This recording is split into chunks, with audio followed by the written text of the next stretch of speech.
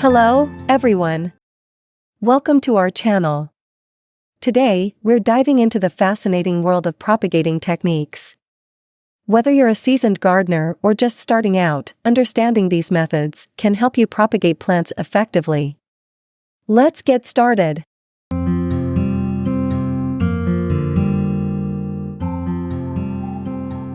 Air layering is a method of creating new plants by encouraging roots to form on a stem while it is still attached to the parent plant.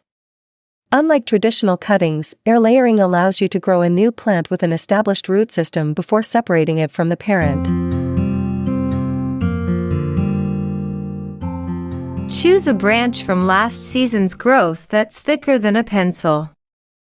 Look for branches that are at least 1-2 feet, 60-61 cm, long and grew during the last year. These younger branches produce roots better than older ones. If you're air layering in late summer, select growths from the current season instead. Air layering works best when the roots have the summer growing season to form. Start the process in spring when blooms just begin to form on the trees.